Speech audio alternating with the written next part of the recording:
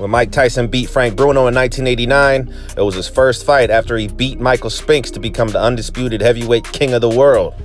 But it was his first fight without his old trainer, Kevin Rooney. Now, when Mike Tyson was with Kevin Rooney, he was a highly conditioned, highly elusive fighter who used effective head movement to work his way inside and land crazy combinations to the body and to the head. That's what a prime Mike Tyson is known for. This technique was achieved through training. He didn't do it naturally. And Kevin Rooney was very successful in training him this way and maintaining what Cus D'Amato left for them. Now, without Kevin Rooney, Mike Tyson became a one-dimensional fighter who rarely showed shades of his old self. Without Kevin Rooney, Mike Tyson's elusiveness fell off a cliff, and he also didn't have the same stamina and endurance that he had when he was working with Kevin. I pulled footage from Mike's last 3 fights he had with Kevin and compared them directly with Mike's first fight after Kevin, in which Mike had a tough time knocking out an opponent who was nowhere near his level. And when the fight starts, Mike's trying to get Frank out of there quick.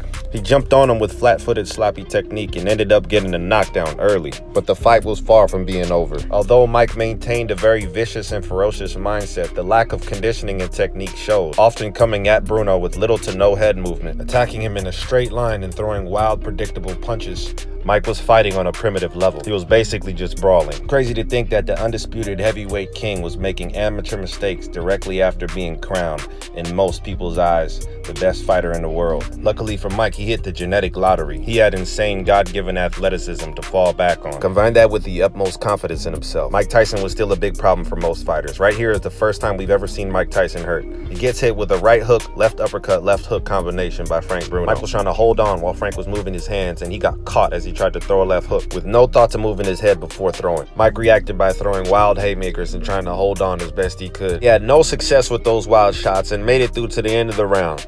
Mike fought like this for the remainder of the fight, and to be honest, he fought like this for the rest of his career, with only flashes of his former self that never stayed consistent. I would say that without Kevin Rooney, Mike Tyson was half of what he used to be. 50% of a prime Mike Tyson. It's crazy that he left his technical prime at 22 years old. It wasn't just his technique that Kevin really helped him with immensely. It was also his conditioning. Look how exhausted Mike is in round 2 versus Bruno. He's moving at an absolute pedestrian pace, and it's only round 2. This is ridiculous. With Kevin Rooney, Mike would have probably already finished this guy by this point. And again, no real head movement to speak of.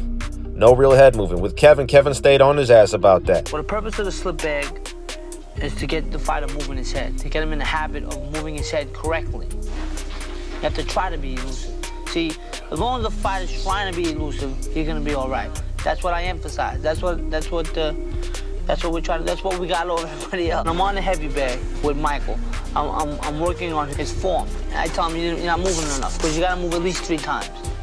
Certain punches. You throw a straight punch, you move 3 times. You throw a hook, you move twice. See, Kevin says our elusiveness is what we have over everybody else. See, this was Mike's last fight with Kevin Rooney versus Spinks. This was arguably Mike's greatest performance. All of his timing, his aggression, and his technique was combined in perfect symphony for this fight. That night, he looked like a perfect fighter. Teddy Atlas once said, on that night, Mike could have beat any fighter from any generation. And that's a big compliment coming from him. Mike didn't end up needing to use much head movement versus Spinks as he ended the fight early because his offensive timing was so on point. He finishes Spinks in the first round, becomes the undisputed heavyweight champion of the world, and then fires Kevin Rooney. So he was the king of the world, and he probably thought he didn't need Rooney anymore. And it's sad to say that without Rooney, he couldn't be the same elusive, conditioned fighter that he once was. Look at Mike actively trying to be elusive and engaging in quite some success versus a fighter who has pretty quick hands. This is why he went undefeated with Rooney. This is why everyone thought he would go undefeated. He is so elusive. His head movement is the greatest head movement we've ever seen. It was the same story with Larry Holmes, which was one of his last 3 fights with Kevin Rooney. Definitely the greatest peekaboo fighter there ever was. I mean, just look at this.